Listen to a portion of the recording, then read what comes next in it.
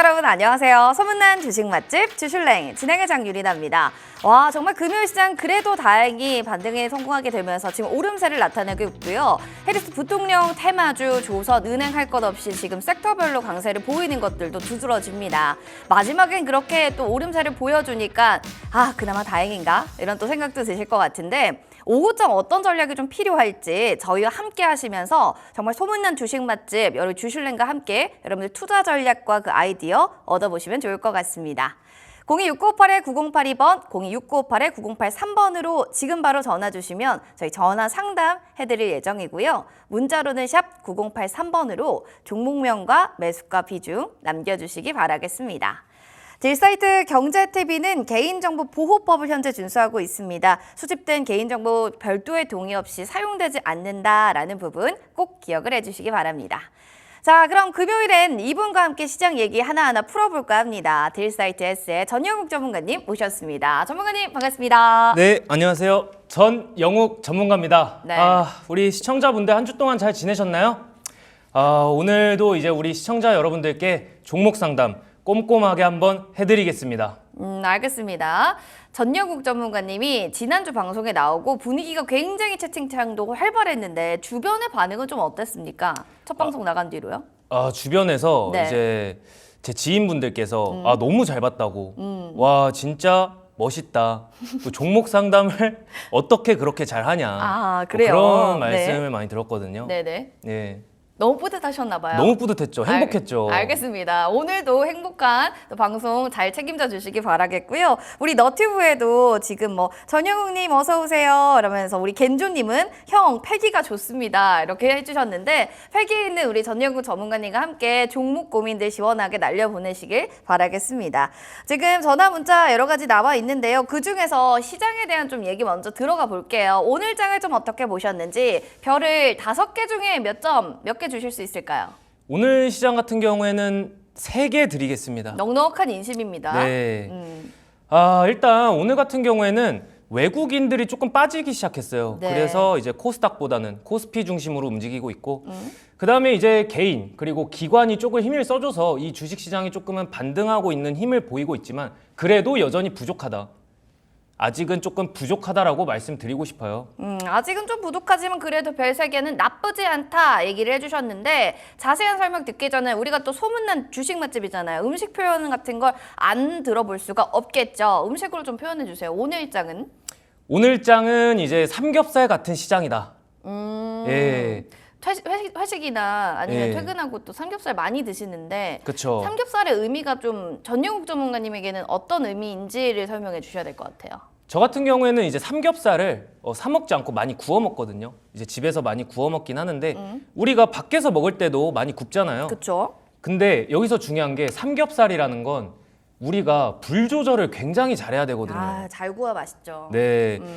삼겹살 안에 이제 필요한 단백질, 지방도 있고 우리의 필요한 영양소 그리고 맛있기까지 한데 중요한 건 불 조절입니다. 불 조절 중요해요. 근데 우리가 주식시장에서 지금 외국인의 매도세를 보이고 있고 개인과 기관의 매수세를 보이고 있는데 중요한 건 우리가 불 조절을 하지 못하면 계좌가 불이 탈 수 있다. 이런 말씀을 드리고 싶어요. 그래서 불을 너무 세게 그리고 너무 약하게도 아니고 이제 우리는 항상 탈지도 모르니까 가스 조절했는지 그리고 김치는 있는지 상추는 있는지 늘 확인하면서 이 주식시장을 대응해 나가는 게 좋을 것 같습니다. 알겠습니다. 결국에는 이렇게 좀 얘기를 해주신 것 같아요.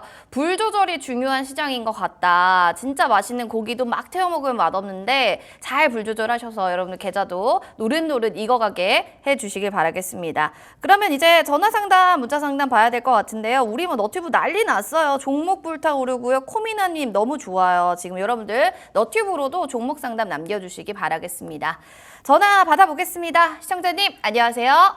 네, 여보세요? 네, 반갑습니다. 네네. 네, 자 우리 시청자님 오늘 금요일인데 금요일 이 한 주간 어떻게 보내셨나요?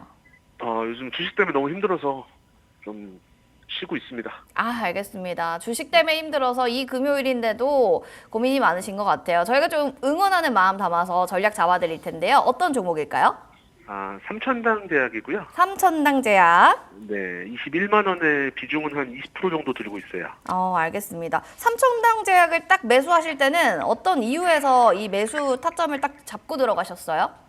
아, 7월 달에 이제 그 차트상으로 고점을 돌파할 것 같아 보여서 네. 봤는데 네, 밀리고 있어서 좀. 아, 그쵸. 23만 원까지도 올랐으니까. 알겠습니다. 한번 알아볼게요. 전문가님, 3천당 네. 제약이 진짜 천당 가는 거 아니야? 라는 생각 들 정도로 지금 23만 원까지도 막 올라갈 때니까 아마 그때는 수익권이셨던 것 같은데 네. 왜 다시 한번 또 이렇게 밑으로 빠지고 있는 걸까요?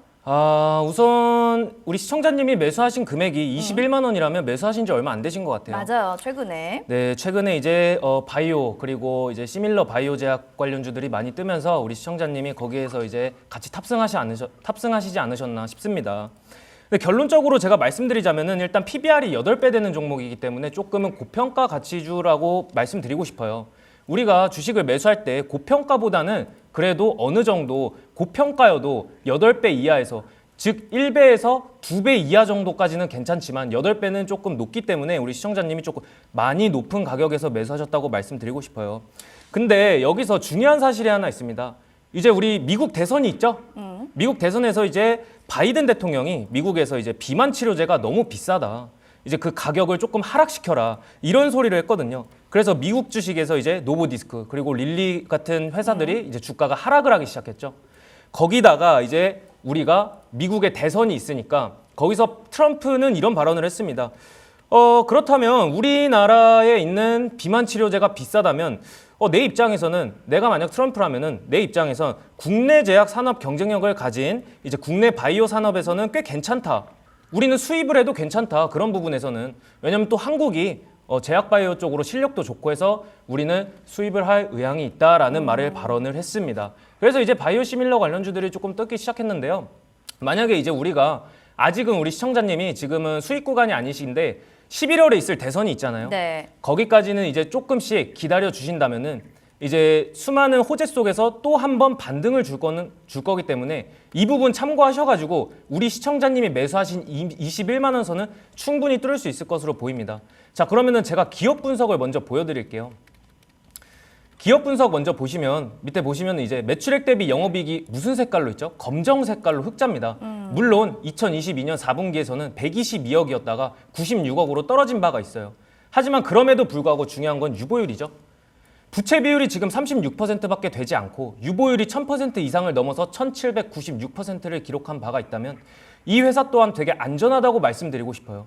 그렇기 때문에 만약에 지금 재무제표적으로도 문제가 없고 그 다음에 차트상으로는 고점이지만 우리 시청자님이 조금만 기다림을 가져주신다면은 조금 있을 대선 그래서 그 이슈 속에서 이제 3,000단 제약 같은 경우는 반등을 무조건 준다라고 말씀드리고 싶습니다.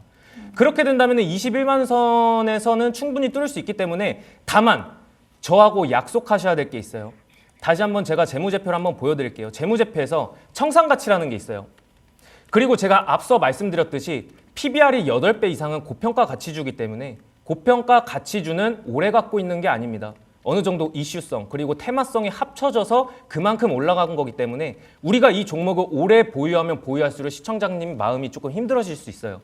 그래서 다시 차트로 돌아가서 21만 원을 뚫고 지금 고점에서 약간 눌리고 윗꼬리를 달았던 21만 5천 원을 제가 매도가로 지정해 드리겠습니다. 자, 그리고 손절가 같은 경우에는 지금 61선 보이십니까? 61선에서 가장 낮게 거래됐던 11만 원 선을 제가 손절가로 드리겠습니다. 자, 그래서 결론적으로는 우리 시청자님 이거 계속 보유하고 계시면 수익 내실 수 있고 21만 원까지 즉 21만 6천 원까지는 5천 원에서 6천 원 사이까지는 보유해 주시기 바라겠습니다. 알겠습니다. 11만 원, 6천 원 사이까지, 21만 원에서 6천 원 사이까지는 좀 지켜봐 보자라고 했고요. 재무제표 고평가 가치주는 좀 오래되고 가는 건 아니다라는 점을 꼭 기억해 주셔야 될 것 같습니다. 시청자님 저희와 약속해 주실 수 있나요, 이 부분? 네, 알겠습니다. 네, 약속 꼭 해주세요. 약속. 네, 감사합니다. 네, 고맙습니다. 저희가 떡 선물 세트 보내드릴 예정인데요. 방송 끝나고 꼭 전화 받아주시기 바랍니다. 그래야 저희가 선물 드릴 수가 있어요. 다음으로는 문자 사연 만나볼게요. 9635번님입니다. 펜텍인데요. 4,500원에 30%입니다. 지금 펜텍의 종목을 보니까 와, 평단가가 4,000원대인데 지금은 2,500원이니까 반토막이 났네요. 손실이 너무 많이 보고 계신데 하락세가 이렇게 깊어지면 이런 생각 들어요. 이제는 정말 희망이 없는 걸까? 나는 이제 모르겠다 하고 HTS 앱을 지우거나 혹은 아예 그냥 던지시는 분이 계실 것 같은데 아직은 들고 계세요. 다행히도. 한번 살펴보겠습니다. 콤팩트 카메라 모듈 전방 시장에 좀 다변화를 주목하고 있는 기업이기도 하고 XR 기기 관련한 또 얘기로도 많이 나오는데 주가는요, 전문가님 왜 시장에 자꾸 소외받고 있나요? 일단 펜텍이라는 회사가 카메라 모듈 및 검사, 이제 제조 및 검사 자동화를 하는 기업이 맞긴 한데 이제 최근에 그런 게 있었어요. CCM이라고 해서 이제 전방 시장 다변화에 따른 시장의 수혜성에 따라서 이 펜텍이라는 주가가 굉장히 수혜를 받고 올라가긴 했다만 네. 그대로 주가를 좀 밀려버렸죠. 그 이유가 뭘까요? 바로 시장의 밀림입니다. 이 시장의 밀림은 우리가 어쩔 수 없기 때문에 우리의 힘으로 다시는 올릴 수 없습니다. 그래서 제가 드리고 싶은 말씀은 반도체 관련주, 반도체 관련 상승 및 북미에서 전기차 카메라 확대 도입 소식에서 굉장히 크게 상승했던 적이 있어요. 자, 이렇게 되면은 반도체 그리고 전기차 산업에서는 조금은 수혜를 볼 수 있다라고 말씀드리고 싶습니다. 자, 그러면 지금 펜텍이라는 종목 또한 제가 말씀드리고 싶은 게 펜텍을 지금 4,500원 선에서 매수를 하셨어요. 자, 제가 이 말씀 드리겠습니다. 우리 시청자님, 펜텍이 지금 상장한 지 거의 1년 조금 넘어가고 있습니다. 이 주식이라는 거는 우리가 기술적 분석 그리고 기본적 분석이 있어야 되는데 이 둘 다 동시에 가져가야 되지만 지금 이 펜텍이라는 종목 자체는 1년 반의 실적 그리고 성장세 그리고 차트밖에 없습니다. 최소 3년 이상은 돼야 이 종목을 매수하지 않을지 결정할 수 있다고 말씀을 드리고 싶어요. 하지만 지금은 펜텍이 상장한 지 얼마 되지 않았지만 그래서 제가 드리고 싶은 말씀은 신규 상장 종목 같은 경우에는 오로지 테마 그리고 이슈성으로밖에 움직이지 않는다라는 말씀을 제가 해드리고 싶어요. 자, 그렇다면은 이 회사의 가치 그리고 성장성은 괜찮냐라고 여쭤보신다면은 지금 보시는 바와 같이 2023년 4분기에는 961억으로 계속 흑자를 내고 있습니다. 지금 108억의 흑자를 내고 있고 매출은 961억이었죠. 그리고 2021년 4분기에는 564억이었는데 2022년 4분기에서는 1,000억 원대로 상승세를 올려놨습니다. 그리고 나서 지금 약간 떨어진 961억이지만 영업이익은 108억으로 계속해서 흑자를 내고 있고 당기순이익 또한 75억으로 되게 안정적으로 보여주고 있죠. 그렇다면 분기 실적을 보자면 어떨까요? 2024년 1분기에는 적자가 났어요. 이미 지금 적자를 내고 있고 지금 카메라 그리고 전기차 시장에 대한 수요가 많이 좋지 않기 때문에 작년 대비 지금 대략 70억이나 빠졌거든요. 이렇게 되면 주가에도 선방형이 되죠. 주가가 눌릴 수밖에. 게다가 이 회사가 제가 우리 시청자님한테 말씀드리고 싶은 거는 그래도 그나마 유보율과 부채 비율이 안정성이 되게 높다라는 말씀을 드리고 싶어요. 일단 부채 비율이 34%라는 건 이 회사의 빚이 거의 없다는 거고 유보율이 2200%라는 건 이 회사의 가진 자산이 굉장히 많다는 거죠. 여기서 알 수 있는 거는 유보율이 언제죠? 2021년 4분기 그리고 2023년 4분기로 쭉 훑어보자면은 684% 그리고 1600% 그리고 지금은 언제죠? 2024년 1분기 실적에서는 이제 2200억으로 기록이 되고 있습니다. 이렇게 된다면 이 펜텍이라는 회사는 자본금이 꽤나 있는 회사이기 때문에 우리가 이슈 그리고 테마성만 조금 붙어준다면 괜찮다라는 말씀을 드리고 싶습니다. 그리고 앞서 말씀드린 것처럼 차트를 먼저 보시면은 적어도 3년은 이상 지나야 이 신규 상장 종목이 빛을 발할 수 있다. 그래서 신규 상장 종목은 함부로 하는 게 아니다라고 제가 필히 말씀드리고 싶습니다. 자, 그래서 우리 시청자님이 매수하신 4,500원 있죠? 여기서 이제 펜텍이라는 회사가 지금은 2,000원 구간까지 빠졌어요. 마음이 많이 아프실 텐데 걱정하지 않으셔도 된다는 말씀 드리고 싶습니다. 아까와 같이 기업 분석을 했을 때는 유보율이 되게 탄탄한 회사였고 꾸준한 매출 그리고 꾸준한 실적을 내고 있기 때문에 여기서 조금 빠진다고 해서 우리 시청자님이 실망하시기보다는 저는 여기서 이제 관망하는 자세로 조금만 버텨주신다면 4,500원까지 충분히 올라올 수 있다고 저는 말씀드리고 싶어요. 그리고 비중이 30%는 그렇게 많지도 그리고 그렇게 적지도 않고 약간 적절한 거에서 조금 많은 정도거든요. 그래서 제가 비중 확대나 축소 의견은 드리지 않고 우리 시청자님이 매수하신 4,500원 선 구간까지는 충분히 올라올 거기 때문에 걱정하지 않으셔도 되고 여기서 제가 드리고 싶은 말씀은 늘 말하지만 윗꼬리를 달았던 흔적이 있는 겁니다. 이 윗꼬리를 달았던 흔적 그리고 여기서 절반을 나눴을 때 5,100원을 제가 목표가로 제시해드리고 손절가는 사실 없어도 됩니다. 신규 상장 종목이기도 하고 그렇게까지 크게 위험성이 있는 종목이 아니기 때문에 굳이 제가 들어야 된다면 5,800원 선까지 빠지면은 손절가를 드리고 목표가는 5,400원으로 드리겠습니다. 알겠습니다. 신규 종목은요, 아마 따로 이렇게 여러분들이 매매하는 건 좀 무리가 있다라는 의견을 좀 전해주신 것 같습니다. 그리고 4,500원까지 좀 올라올 수 있으니까 충분히 이 평단가까지는 걱정하지 않으셔도 될 것 같아요. 비중에 대한 코멘트는 따로 없었습니다. 자, 그럼 이어서 전화 사연도 좀 만나보도록 하겠습니다. 전화 만나볼게요. 안녕하세요, 시청자님. 네, 안녕하세요. 네, 반갑습니다. 자, 금요일 오전장 성공 투자 좀 해주셨나요? 제 종목이 물려 있어서 모르긴 어려웠나요? 했지만 아직 미비한 마음에 아직 마음이 아픕니다. 알겠습니다. 자, 그 마음을 저희가 한번 또 헤아려 보려고 하는데요. 어떤 종목 갖고 계세요? 네, YG 엔터입니다. YG 엔터. 아, 저도 블랙핑크 참 좋아했었는데 평단가 비중 알려주시겠어요? 네, 64,000원에 비중이 50%입니다. 64,000원에 50%다. 네, 굉장히 64,000원. 손실률이 좀 많을 것 같은데 지금 어느 정도 손실을 보고 계세요? 지금 한 43, 4% 될 것 같아요. 43, 4%. 많네요. 알겠습니다. 가장 궁금한 것만 딱 하나 저희가 한번 해소한다면 어떤 게 가장 궁금하세요? 네, 엔터 언제쯤 올라올지, 내년이면 올라올지. 그렇죠. 네, 업황에 대한 부분들 점검해 드리겠습니다. 전문가님 지금 마이너스 네. 43% 정도, 40% 정도 깊게 밀렸는데 엔터주들의 업황 사이클은 좀 언제쯤 돌아오려나 이걸 제일 먼저 여쭤보시는데요. 일단 엔터주 같은 경우에는 그런 게 있죠. 외국인 수급이 많이 들어와줘야 된다. 여기서 말하는 외국인은 우리가 매매를 하면서 외국인이 아니라 그 기관 외국인이 아니라 진짜 외국에 계시는 그 팬클럽이 많이 생겨야 되거든요. 팬분들이 좀 들어와야 된다. 그렇죠. 네. 자, 그렇게 되면은 어떻게 해야 될까요? 우리가 그 외국인 분들이 한국에 또 여행을 많이 와주고 우리 한국의 문화를 배우고 한국은 이런 엔터가 있구나 이런 것도 알아야 되거든요. 자, 그렇게 된다면은 우리는 조금은 그런 사유가 있습니다. 그 엔터주가 많이 올라갔을 때는 우리가 그 환율 하락이 조금 됐을 때 네. 환율 하락 수혜주 중에서 엔터 사업에도 좀 낄 수가 있다고 저는 말씀드리고 싶어요. 자, 그래서 우리가 이제 알 건 YG 엔터테인먼트가 지금 굉장히 많이 하락된 구간에 있거든요. 우리 시청자님 지금 50%나 비중을 가지고 계세요. 네. 50%는 굉장히 많은 거거든요. 늘 이게 물을 타서 50%가 있습니다. 네. 물 타서 50%. 네, 더 탈 수도 있습니다. 그래도 조금 지금 많이 그럼 빠져서 좀 속상하시겠습니다.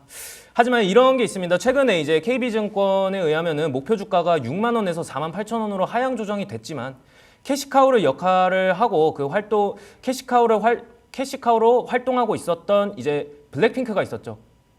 그 블랙핑크가 이제 활동이 부재되면서 2분기에는 3억 적자가 났었고 그래서 평균 전망치가 영업이익을 69억 원으로 조금은 하향 조정을 했습니다.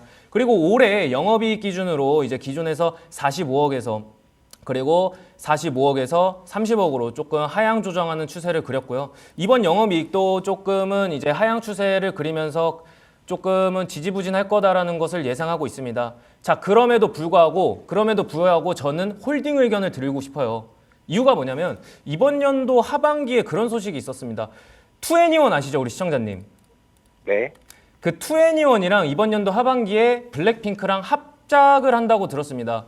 근데 이번 연도 합작 공연을 하면서 이 YG 엔터테인먼트에 대한 기대감이 조금씩 실리고 있어요. 그래서 이번 연도 하반기까지, 이번 연도 11월에서 12월까지는 조금 보유 의견을 드리고 싶고 6만 4천 원까지는 조금 힘드시겠지만 조금만 기다리면서 저 같은 경우에는 6만 4천 원에서 지금 가장 크게 거래량이 들어왔던 2023년 12월 구간이 있거든요. 여기서 거래량이 들어오고 바로 다음 날에 수급이 빠졌습니다. 음봉 거래량이 나오면서 바로 내려가죠. 이 부분이 가장 중요한 포인트입니다. 이 부분이 가장 중요한 포인트인데 우리 시청자님이 매수하신 평단가와 약간 비슷한 위치에 있어요. 그래서 저는 이 부분에서 비중 축소 의견을 드리고 싶어요.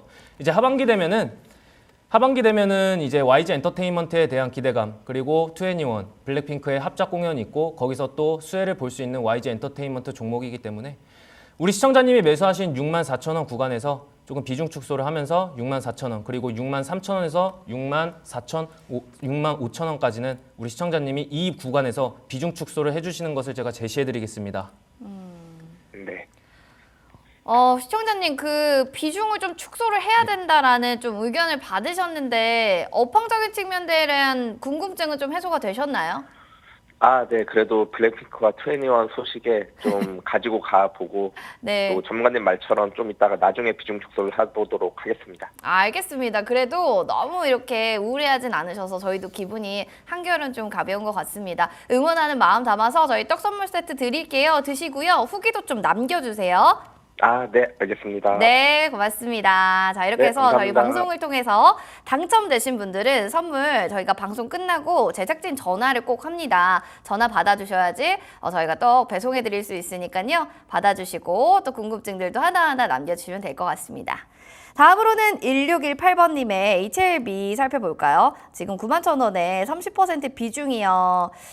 이런 얘기를 좀 해주셨어요. 바이오가 좀 좋은데 힘은 없네요. 좀 기다릴까요? 다른 걸로 갈아탈까요? 사연이 왔습니다. 손실권에 있는 종목이고요. HLB라는 종목은 워낙 변동성도 컸던 종목이기 때문에 고민을 좀 많이 하실 수도 있을 것 같습니다. 전문가님, 제약바이오 쪽을 좀 업황을 어떻게 보고 나는 제약바이오 이렇게 생각한다. 본인만의 의견을 좀 얘기해 주신다면? 저 같은 경우에는 이제 제약바이오 관련주를 굉장히 좋아하는 편은 아닙니다. 제약바이오 같은 경우에는 굉장히 큰 수급이 들어왔다가 한 번에 빠지는 경향이 있거든요. 네. 이런 거 우리는 병동성이 너무 크다라고 말씀드리고 싶습니다. 일단은 이제 제약바이오에서 굉장히 중요한 건 우리가 늘 말했던 FDA 승인이냐 아니냐라고 말씀드리고 싶은데 이 대한민국에서 FDA 승인이 났던 적이 거의 없습니다. 거의 없기 때문에 제약바이오는 항상 조심스럽게 매매를 해야 된다고 말씀드리고 싶어요. 하지만 우리 시청자님이 매수하신 게 이제 HLB라는 종목입니다. 굉장히 핫했었죠. 줄기세포 관련주로 조금 핫한 종목이었지만 지금은 조금 지지부진하고 반등을 주는 추세에서 조금은 눌림목이 형성이 됐지만 이 부분에서 우리가 조금은 다소 아쉽습니다. 우리 시청자님이 HLB를 매수하셨다는 게 그것도 9만 원에서 매수하셨다는 게 저는 조금 마음이 아파요. 시청자님 제가 이런 말씀을 드리고 싶어요. 일단 차트 먼저 보여드릴게요. 자, 9만 1,000원에 30%라고 하셨어요. 그러면 우리 시청자님이 매수하신 지 그리 오래된 게 아니거든요. 근데 이게 지금 9만 1,000원이라고 하면은 굉장히 큰 가격대예요. 우리 시청자님 솔직히 이 종목 더 갈 것 같고 좀 핫하니까 나도 올라타볼까 이런 마음에 매수를 하셨는데 우리는 지금 시속 200km 아니 500km 달리는 자동차에 내가 운전자면은 그게 지금 굉장히 위험한 거거든요. 시속이 500km 막 이렇게 되는데 거기에 올라타는 건 우리가 진짜 아플 수 있습니다. 마음도 아프고 건강도 해칠 수 있다 이 말이죠. 근데 우리 시청자님이 지금 거기에 올라타셨어요. 저는 따끔하게 한 말씀 드리고 싶습니다. 앞으로는 시속이 500km 이상 되는 종목에 올라타지 않는다. 저는 그렇게 말씀드리고 싶어요. 자, 그래서 HLB라는 종목 같은 경우에는 증거금률이 100%지만 그럼에도 불구하고 기업 분석을 먼저 보실게요. 기업 분석 같은 경우에는 지금 HLB가 이 주가가 엄청 상승했는데 막상 재무제표를 보니까 그리 좋지 않네? 조금 의아하죠. 그래서 2021년 4분기부터 2023년 4분기까지 꾸준한 적자를 기록하고 있었습니다. 그럼에도 불구하고 주가는 계속 섰다. 게다가 좀 말씀드리고 싶은 게 증거금률이 100%거든요. 지금 증거금률, 원래 HLB 종목이 증거금률 100%가 아니었어요. 하지만 주가를 끌어올리고 증거금률이 100%로 바뀌었죠. 거기다가 유보율과 부채 비율을 보시면은 이 회사가 부채 비율이 29%, 그 다음에 유보율 같은 경우는 717%입니다. 조금 낮은 기록감으로 기록되고 있고 당기순이익 또한 2021년 4분기에는 1,000억, 그 다음에 2022년 4분기에는 986억으로 조금 소폭 줄어들었지만 다시 2023년 4분기에는 2,000억으로 굉장히 크게 하락하고 있었죠. 여기서 우리가 알 수 있는 건 또 BPS인데요. BPS는 무조건 봐야 되고 PBR도 봐야 됩니다. 자, BPS 대비 PBR이 몇 배에 거래되고 있냐 봤더니 12배입니다. 12배라는 건 지금 시속이 500이 아니라 700km로 달리고 있는 거거든요. 그 700km에 달리고 내가 운전하고 있는데 거기서 만약 내가 사고가 난다면 정말 어떻게 될지 모릅니다. 자, 근데 우리가 지금 비만 치료제 그리고 바이오 관련주 그리고 줄기세포에 대한 지금 이슈 그리고 테마성이 조금 소진됐기 때문에 우리 시청자님이 9만 1,000원에 매수를 하셨지만 지금은 78,800원으로 기록되고 있죠. 여기서 우리가 알 수 있는 거는 이미 반등을 한번 줬습니다. 이 반등을 줬을 때 우리 시청자님은 생각을 하셨어야 돼요. 내가 조금은 탈출할 수 있겠구나. 근데 여기서 중요한 건 자, 표시를 해드릴게요. 여기서 대량으로 매도세가 나오고 다시 이따금 돈이 들어왔죠. 거래량이 들어와 주면서 우리가 알 수 있는 거는 반등을 주겠구나. 이 부분에서 반등을 주고 실제로 반등을 줬습니다. 자, 그러면 여기서 다시 한번 거래량이 들어오고 조정 구간입니다. 조정 구간에서 우리가 또 알 수 있는 거는 반등을 줄 거거든요. 그렇다면 우리 시청자님이 이 91,000원에 30%를 매수하셨다고 했는데 여기서 우리 시청자님이 빨리 매도를 해주셔야 됩니다. 그래서 91,000원 구간 그리고 92,000원 구간에서는 무조건적으로 우리 시청자님이 매도를 해주셔야 된다고 제가 제시해 드리겠습니다. 매도 타이밍 무조건적으로 좀 아주 강력하게 얘기해 주셨는데 이 부분 좀 참고해 주셔야 될 것 같고 시속 500km로 좀 질주하는 종목들, 그러니까 불탁이라고 하죠, 이른바. 이런 종목들은 좀 우리가 피해야 되지 않을까라는 의견도 강력하게 좀 어필해 주셨네요. 저희가 또 이렇게 해서 상담 도와드렸고요. 떡 선물 세트 보내드릴 예정이니까 방송 끝나고 전화 받아주시기 바라겠습니다. 자, 지금 뭐 너튜브에 많은 얘기들이 있어요. 우리 카니님, 마이클 23님께서도 오셨습니다. 어서 오세요. 꽃을 든 남자 같다. 20대 피부예요. 뭐 이러면서 우리 전문가님 얘기들도 많이 있는데요. 여러분들 오셔서 시장 질문, 종목 질문들도 많이 너튜브에 남겨주시고 종목 상담도 올려주시기 바라겠습니다. 자, 그럼 이어서 다음 사연도 만나보겠습니다. 9043번님의 중앙첨단 소재입니다. 13,550원에 15% 비중. 지금 손실권에 있는 종목인데요. 어떻게 해야 될지 답이 안 보여요. 라는 상황을 지금 사연으로 보내주셨습니다. 살펴보면은 뭐 그렇게까지 빠지기는 했어도 그래도 많이 빠지는 건 아니에요. 60일 이평선 지켜주고는 있거든요. 일단 32억 규모의 탐색 구조 헬기 영상 전송 장비 기능을 개선이 계약했다. 관련한 종목에 있어서 사업 개선에 될 만한 계약 부분들도 많이 나오거든요, 기사로. 그쵸? 근데 왜 주가는 거기에 이렇게 반응이 이렇게 시원치 않게 나오는 건지. 일단 중앙첨단 소재 같은 경우에는 반도체 그리고 리튬 사업에 대해서는 굉장히 크게 반응을 하고 있거든요. 네. 하지만 지금 굉장히 많이 빠지고 있어요. 오늘 같은 시장 속에서는 조금 이제 반등을 줄까 그런 생각도 했지만 무려 18%나 빠졌습니다. 여기서 우리 시청자님이 굉장히 조금 안 좋으실 수도 있는데 그런 게 있었습니다. 이제 최근에 우리가 에코프로 그리고 에코프로 BM에서 2차 전지 관련 이슈로 엄청난 급등을 하고 거기서 엄청난 수익 실현을 하신 분들이 굉장히 많았는데 그렇다 보니까 지금 2차 전지가 무너지면서 중앙첨단 소재까지도 조금 피해를 보고 있는 격이거든요. 그렇게 된다면은 우리가 이 중앙첨단 소재에서는 조금 찾아볼 수 있는 게 있습니다. 바로 이제 엔캠 기억하시나요? 네. 우리가 2차 전지 그리고 분리막 사업 등 관련해서 그런 테마 이슈가 있었을 때 뭐든지 다 하락하고 그것보다는 엔캠이 그때에 비하면 엔캠은 굉장한 큰 상승 여력을 보여줬었습니다. 자, 그런 엔캠이 지금 중앙첨단 소재와 손을 잡고서 미국의 이제 EDL이라는 회사를 설립하기 시작했어요.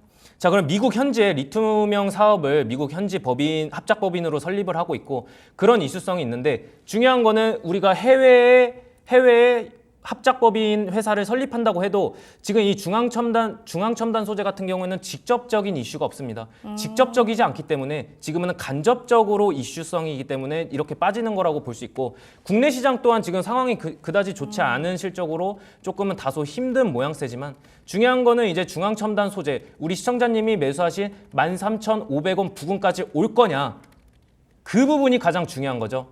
자, 그래서 제가 말씀드리겠습니다. 먼저 기업 분석입니다. 중앙첨단 소재인데 무려 21년도 4분기에는 46억 그리고 22년도 4분기에는 51억이었어요. 마이너스로 적자였죠. 하지만 2023년 12월 분기에는 0원으로 흑자 전환을 할까 그런 기대감이 있을 수 있습니다. 자, 그렇게 되면 만약에 여기에 영업이익이 0원이라고 써져 있다면 분기를 봐야겠죠. 자, 분기 2023년 4분기에는 7억으로 흑자였지만 지금 2024년 1분기에는 얼마죠? 마이너스 25억이에요. 그러네요. 빨간색으로 돼 있네요. 빨강색이죠. 그래서 중앙첨단 소재 같은 경우에는 이 회사가 이제 흑자 전환을 할까? 그런 기대감보다는 지금 적자네 생각보다 지지부진하다. 그런 사유로 이제는 계속 꾸준하게 하락을 하고 있는데 자, 그리고 또 봐야 될 게 있죠. 유보율입니다. 부채 비율이 너무 많아요. 유보율이 63% 그리고 부채 비율이 105%죠. 이렇게 된다면은 조금은 다소 아쉬운 그림이지만 중요한 거는 이제 다시 차트를 봤을 때 우리 시청자님이 매수하신 평단가가 지금 거의 고점에서 매수하셨지만 지금 고점에서 계속 하락세를 이어가고 있고 횡보하다가 하락세거든요.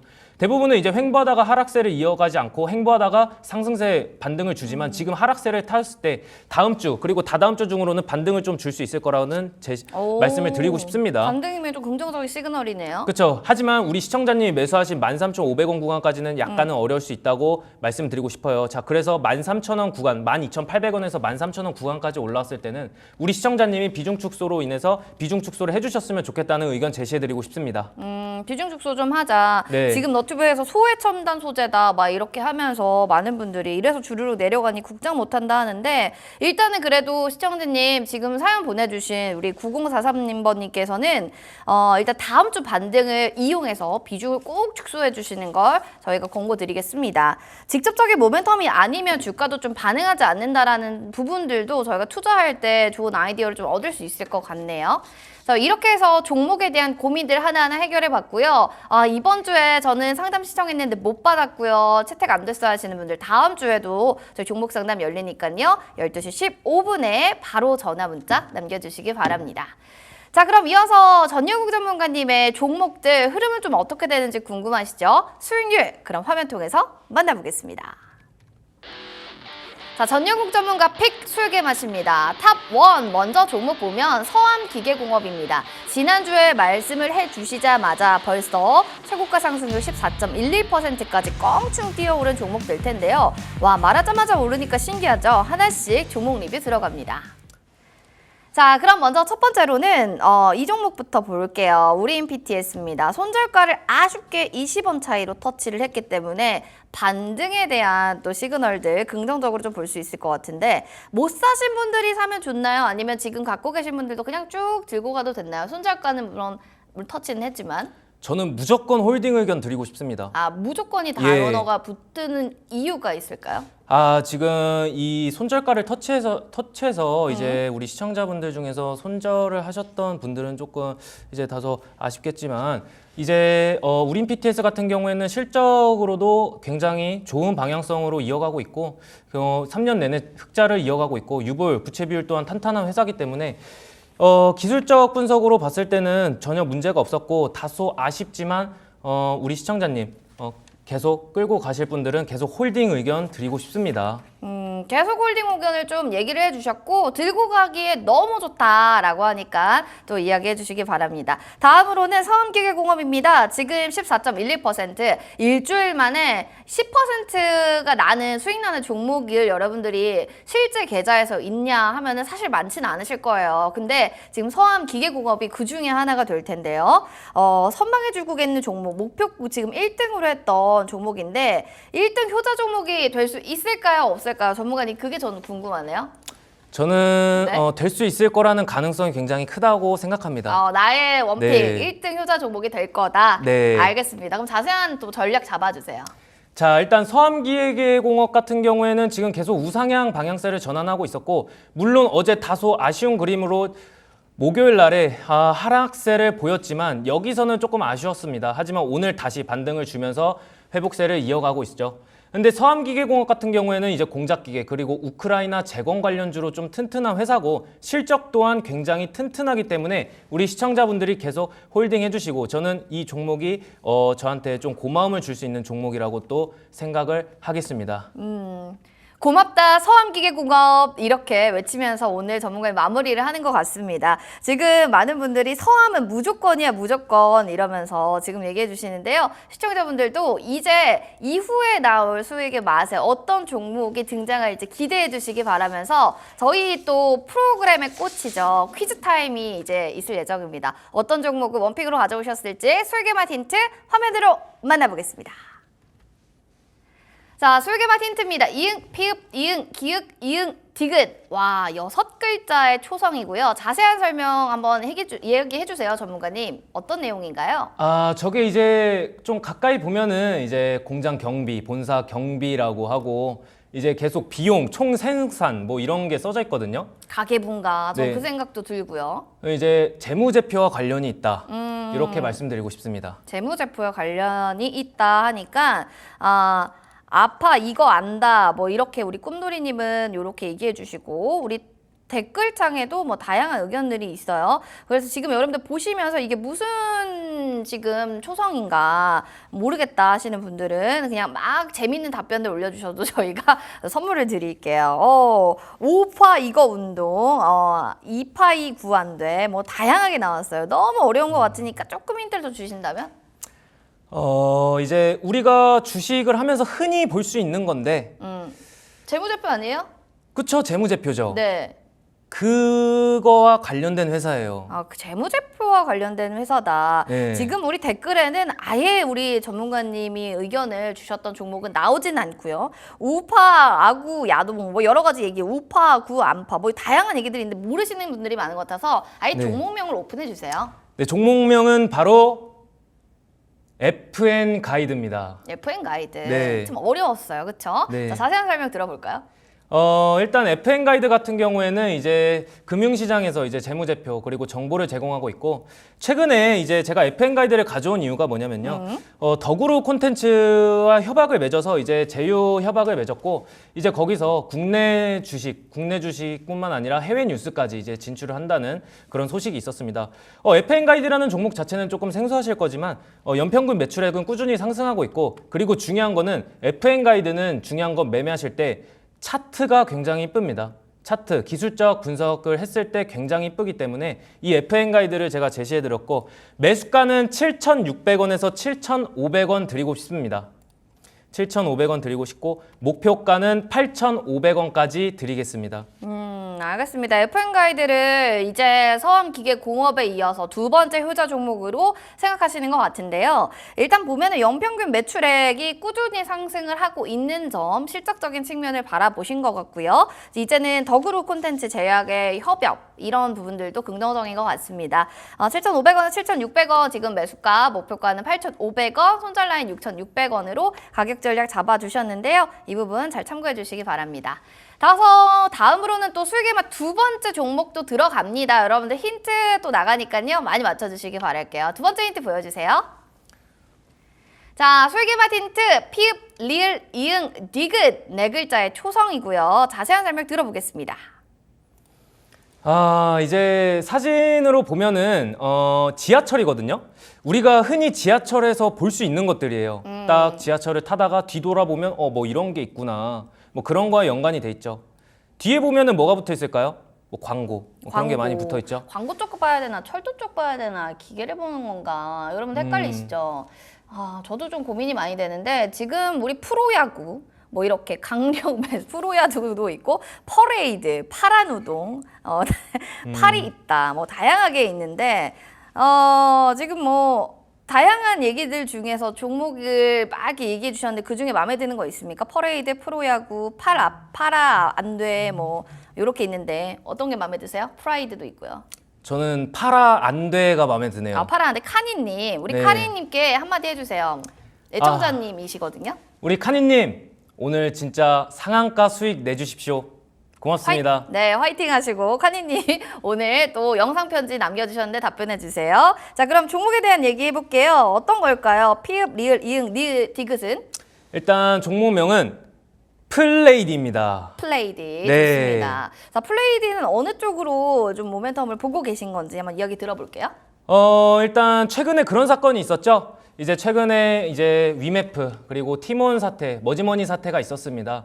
그 머지머니 사태 속에서 좀 수혜를 볼 수 있는 게 네이버 그리고 광고주라는 것도 제가 말씀드리고 싶은데, 중요한 건 이 플레이디가 네이버 광고 전담이라는 겁니다.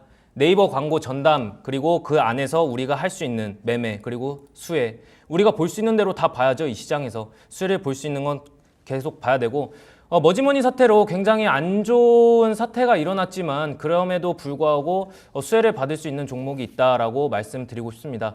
자, 먼저 그러면 중요한 게 있죠. 기업 분석을 먼저 봐야 되겠죠. 플레이드 같은 경우에는 매출액 대비 영업이익이 항상 흑자로 기록되고 있고요. 그 다음에 유보율 또한 탄탄합니다. 꾸준한 실적을 내고 있고 강한 유보율을 보이고 있어요. 사실은 우리가 주가가 실적이 좀 나빠도 이 유보율과 부채 비율을 봤을 때 부채 비율보다 유보율이 훨씬 더 탄탄하고 1000% 이상으로 기록된다? 이렇게 되면은 이 종목이 조금 튼튼하다고 말씀드리고 싶습니다. 그리고 중요한 건 부채 비율이 작년에는 105억, 105%, 그리고 지금은 거의 절반 가격인 66%입니다. 이렇게 된다면 플레이디 같은 경우에는 이미 자기가 상승할 거라고 말을 하고 있었죠. 그리고 이 종목 또한 제가 옛날부터 눈여겨보고 있었는데, 물론 머지머니 사태로 인해서 좀 수혜를 보는 종목이긴 하지만 굉장히 깔끔한 재무제표기에 제가 항상 눈여겨보고 있던 종목 중 하나입니다. 자, 그리고 PBR 같은 경우에는 늘 말씀드리는 것과 같이, 그리고 0.8배, 1.3, 2022년에는 1.3배, 그 다음에 0.8배, 지금 1.03배인데 제가 그런 말씀 드리고 싶어요. 결론적으로는 PBR이 1배에서 1.5배 이하인 주식을 매매하셔야 안정적으로 매매할 수 있다. 우리가 주식시장에서 지금 굉장히 변동성이 큰 시장에서 좀 안정적이게 매매할 수 있는 방법을 알고 싶잖아요. 네. 거기서 가장 중요한 게 또 BPS랑 PBR이라고 말씀드리고 늘 싶어요. 강조하네요. BPS와 PBR. 제일 중요하죠. 재무제표가 가장 중요하기 때문에 네. PBR이 1배로 기록되고 있습니다. 자, 그리고 나서 플레이디의 재무제표를 보여드릴게요. 자, 오늘 갭상승에서 시작했습니다. 갭상승에서 시작했지만 늘 이제 그 갭상승에서 시작하면은 이 갭을 메꾸려고 조금은 이제 하락세를 보여줄 거예요. 하락세를 보여줘서 제가 매수가 같은 경우에는 6,800원에서 7,200원, 그리고 목표가 같은 경우에는 8,100원으로 드릴 겁니다. 8,100원으로 드리고, 그 이유는 이제 여기서 장대 양봉이 한번 좀 나왔습니다. 물론 큰 장대 양봉은 아니지만 크게 한번 쏴줬고, 여기서 하락세를 나왔을 때 여기서 이제 가끔 여기서도 이제 갭상승에서 시작했지만 부딪혀서 다시 하락세를 나오는 모습, 그 다음에 다시 반등하는 모습을 주고 오늘 다시 갭상승에서 시작했죠. 그래서 8,100원으로 드렸고, 손절가 같은 경우에는 5,200원으로 제가 제시해 드리겠습니다. 네. 이렇게 해서 가격 전략을 잘 잡아주신 건데요. 재무제표를 진짜 잘 봐야 되는 이유를 좀 얘기해 주셨고, 더불어서 PBR 1배로 되어 있는 종목이기 때문에 재무제표가 깔끔하다라는 게 큰 골자의 매력 포인트인 것 같습니다. 플레이디는 지금 나가고 있습니다. 가격 전략 8,100원을 목표가, 그리고 5,200원 손절 라인을 잡아주시고 여러분들이 관심주로 한번 넣어보시면 좋을 것 같습니다. 자, 이렇게 해서 또 오늘 알찬 또 이야기 전해주신 전영우 전문가님과 또 마무리 인사 나누도록 할게요. 전문가님 고맙습니다. 고맙습니다. 네, 저희는 잠시 뒤 오후장 킥포인트로 넘어가서 시장 점검하고 오겠습니다. 잠시만요.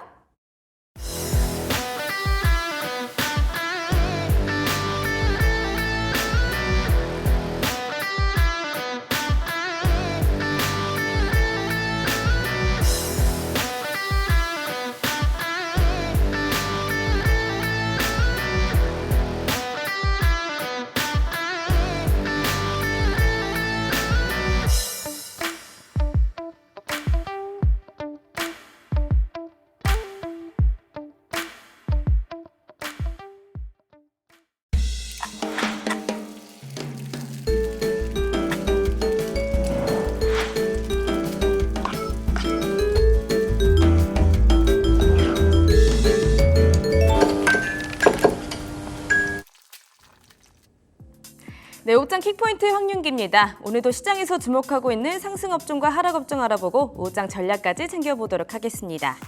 자, 간밤 미증시는 마감으로 갈수록 약세 흐름 보였습니다만 우리 양시장은 어제 하락분을 딛고 반등해주고 있는 모습 보여주고 있습니다. 이 거래량은 좀 적고요. 코스피에서는 외국인의 매도세 여전히 보이고 있지만 코스닥 같은 경우에는 800선을 회복을 하면서 양시장 상승권에서 움직이고 있습니다.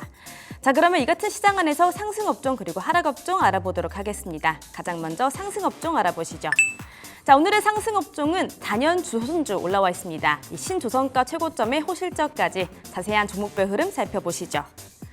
네, 최근에 계속해서 분위기가 굉장히 좋았던 조선주지만 오늘은 호재들에 더해서 시장을 주도하고 있습니다. 지난 12일에 신조선가 지수는 올해 최고점을 쓰기도 했고요. 또 트럼프 전 대통령이 화석 연료에 대한 투자도 늘릴 것으로 보이면서 이 액화 석유가스 등을 실어 나르는 운반선 발주도 늘어날 것이란 기대감이 들어오고 있는 모습입니다.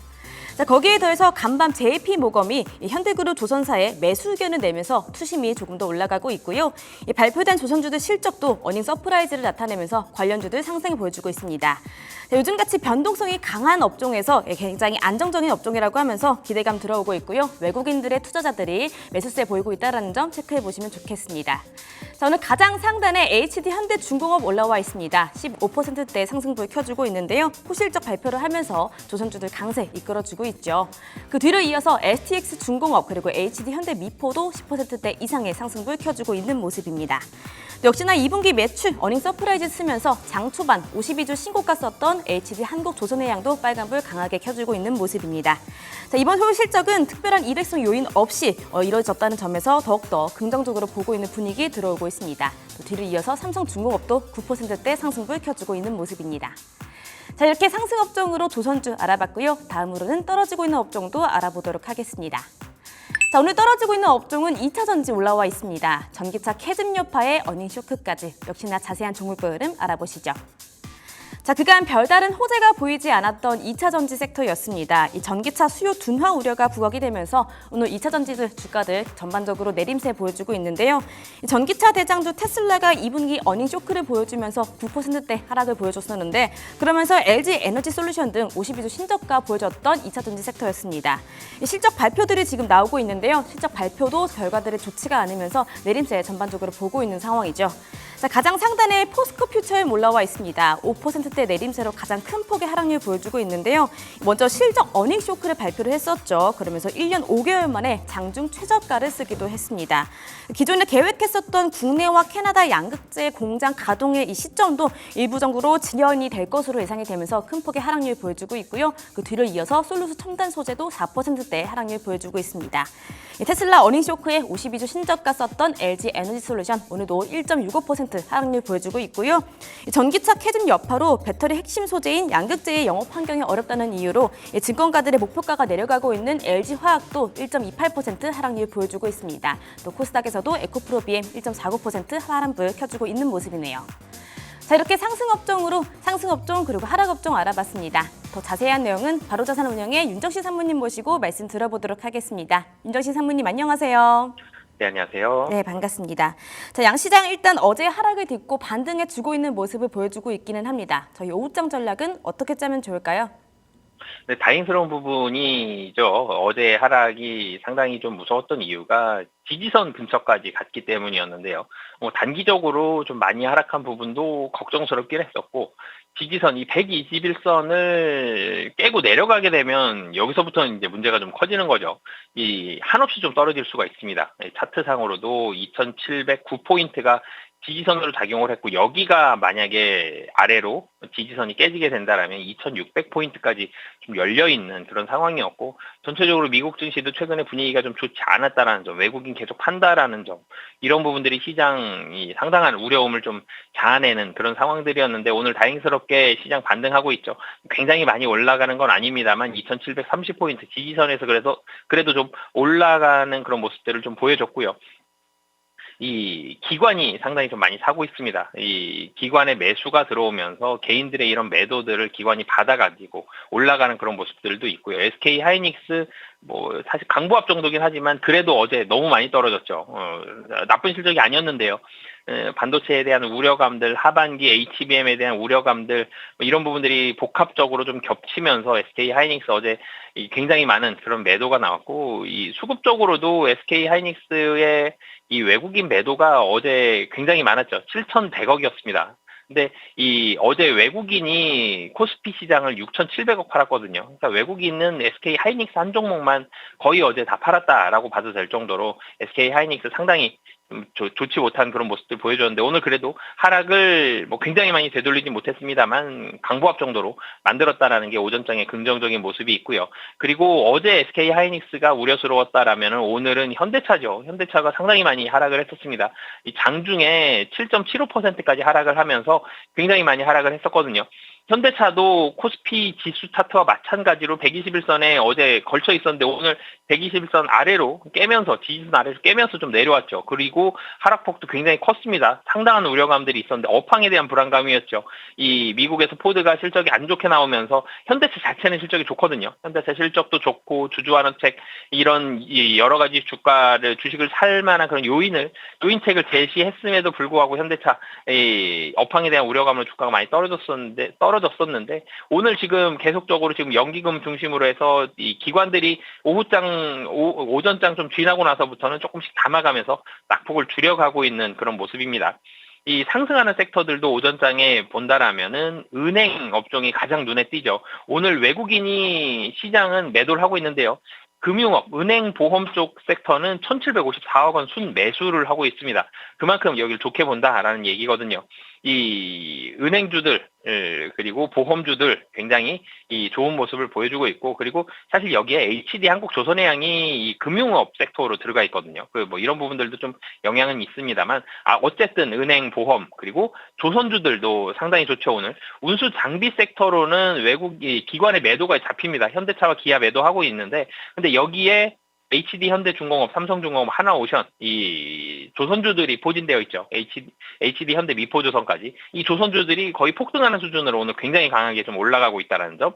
매수는 외국인이 해주고 있어요. 그래서 조선 섹터 그리고 건설 섹터까지 상승을 하는데, 오후장 관련해서는 외국인의 이 반도체 에 대한 매도 금액이 좀 줄어드는지가 가장 중요할 것 같습니다. 삼성전자와 SK 하이닉스 강보합이에요. 상승을 하긴 하는데 거의 못하고 있다는 얘기죠. 이 강보합권에서 조금 더 상승폭을 늘려야 되는 상황이고요. 늘리지 못한다라면 다음 주도 조금은 더 관찰을 해야 된다. 차익 실현 매물이 나오는지를 봐야 된다라는 부분들이 있기 때문에 외국인의 반도체 매도가 줄어들 수 있는지, 기관하고 개인은 오늘 사고 있거든요. 그래서 이 매도가 줄어들면서 상승폭을 좀 키워갈 수 있는지 여부를 가장 오늘 오후장에서는 주의 깊게 좀 확인을 해봐야 될 것 같고요. 그리고 뭐 현대차 지금 낙폭을 빠른 속도로 줄여가고 있습니다. 이 굉장히 많이 하락을 했었던 이 낙폭이 상당히 좀 많이 줄었죠. 한 9시 반 정도를 거의 저점으로 해서 조금씩 올라가고 있기 때문에 현대차의 이 낙폭도 많이 주는지 여부를 보셔야 될 것 같고요. 매수가 들어가는 순환매가 일어나는 장이 펼쳐지고 있는데, 공통점 뭐 계속 말씀드리죠. 하반기 실적이 기대가 되는, 오늘 제일 많이 오르는 게 조선 섹터죠. 조선이 하반기 실적이 굉장히 많이 기대가 되죠. 이 빅사이클, 조선 업종에 대한 빅사이클이 들어왔다는 점. 그리고 최근 들어서 이 순환매가 식품주에도 나타나고 있고, 은행주도 하반기 실적 기대가 되고 있죠. 건설주도 뭐 9월달 금리 인하한다라면은 국내 건설 경기 좀 더 좋아지기 때문에 이런 기대감들이 있기 때문에 하반기에 대한 실적에 철저하게 좀 포커스를 맞추시고 순환매 장세에 좀 대응을 하시는 게 좋을 것 같습니다. 네, 외국인의 반도체 관련주 매도 축소 여부와 현대차 주가 흐름 체크해 보시는 게 좋겠습니다. 상무님 말씀 고맙습니다. 네, 감사합니다. 네, 지금까지 오후장 키포인트였습니다.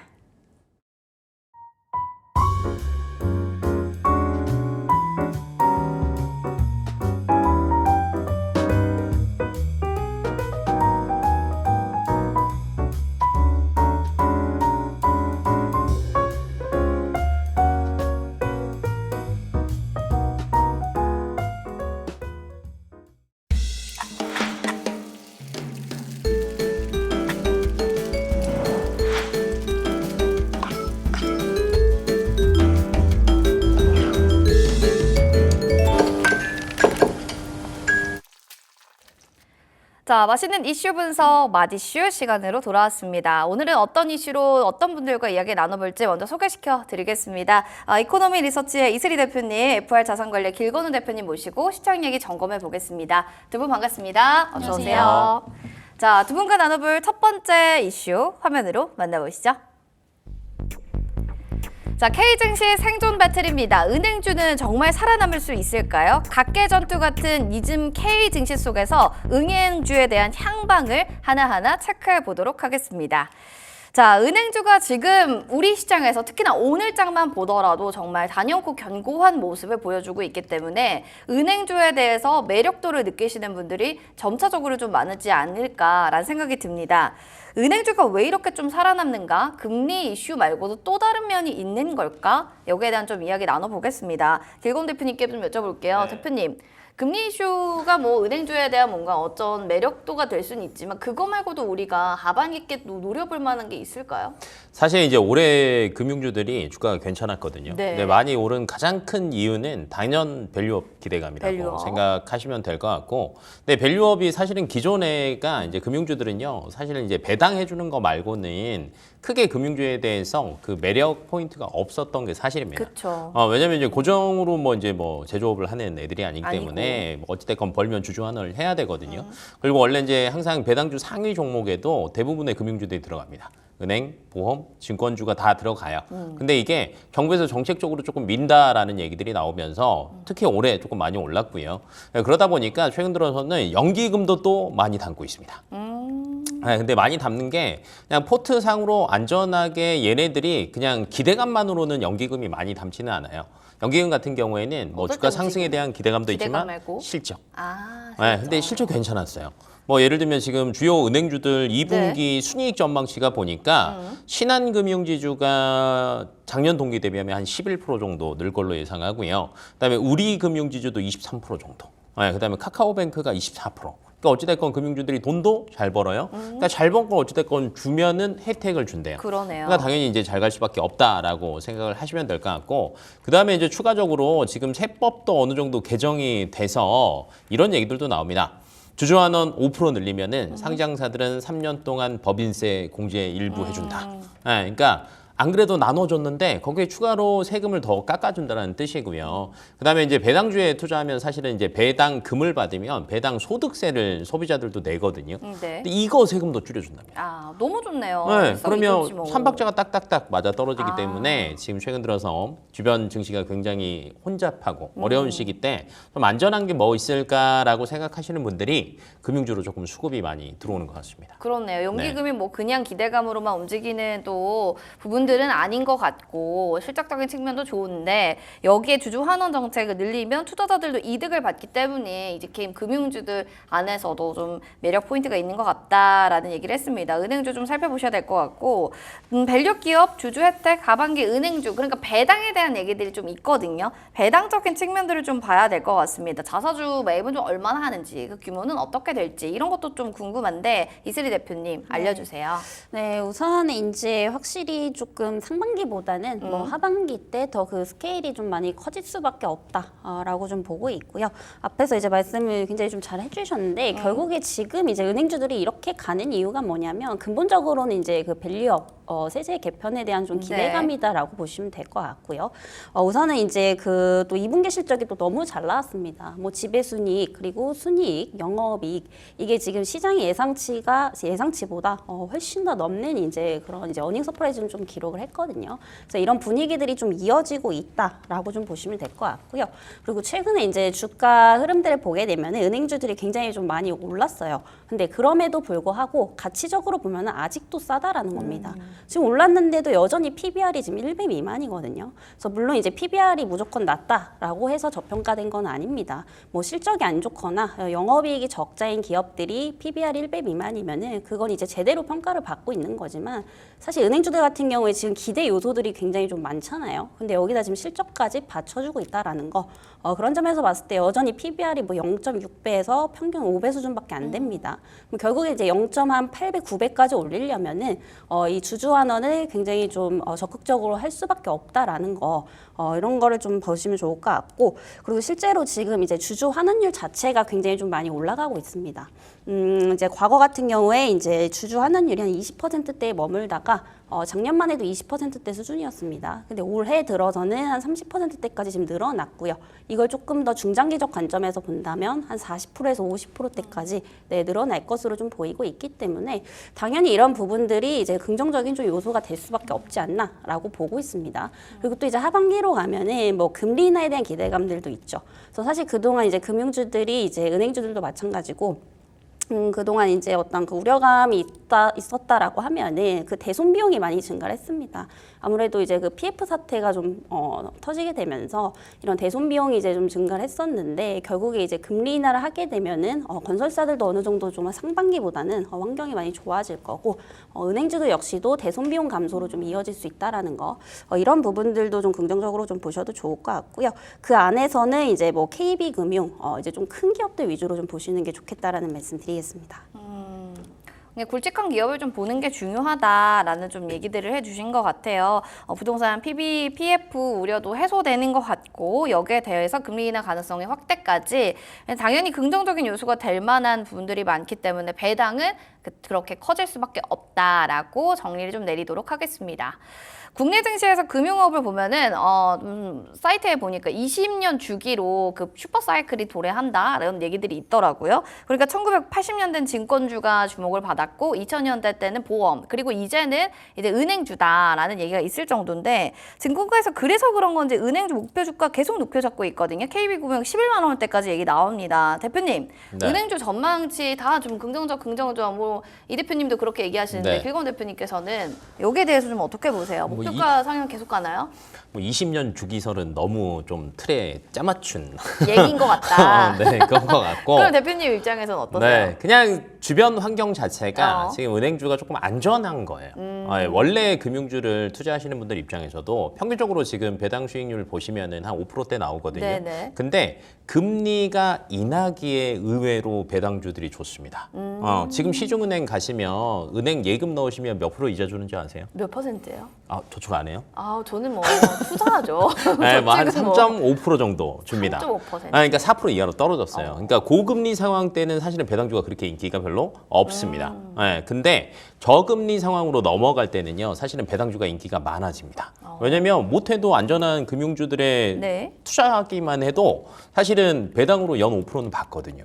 그러면 이제 그쪽에 대한 수요도 있죠. 그다음에 하반기 이제 기대감들 저희가 얘기를 많이 했잖아요. 지금 이제 정부에서도 얘기가 나오는 게 한다라는 얘기가 있는데 네. 사실은 나와야 탄력을 더 받는 거고 안 나오면 또 사실은 어떻게 될지는 모릅니다. 근데 만약에 나온다라고 하면 지금 예상치가 3분기 때 지수 개발하겠다라고 얘기를 했고 4분기 때 상품 개발하겠다라는 얘기를 했거든요. 근데 지금 밸류업이 사실 우리나라가 먼저 시작한 게 아니잖아요. 일본에서 먼저 했습니다. 그렇죠. 네, 그래서 이제 기업들에게 이제 자생해라, 이렇게 빨리 해라라는 얘기들을 이제 굉장히 많이 해서 오랜 기간이 걸쳐서 어찌됐건 그로 인해서 일본 증시가 조금 살아났다라는 얘기가 나왔는데 이제 일본 증시가 살아날 때도 흐름 자체가 뭐였냐면 지수 나오고 상품 나와서 그 상품에 포함된 대부분이 금융주였습니다. 네, 왜냐하면 일본도 마찬가지인 그쵸. 거예요. 배당 네. 많이 주는 게 금융주인 거니까. 그러다 보니까 얘네들의 수급이 더 몰렸거든요. 그래서 아마 우리나라도 지금 이제 그렇게 조금 가지 않을까라는 이제 기대감이 조금 남아 있는 것 같고 두 번째는 지금 최근 들어서 그 증시 전반적인 불확실성은 다 미국 대선입니다.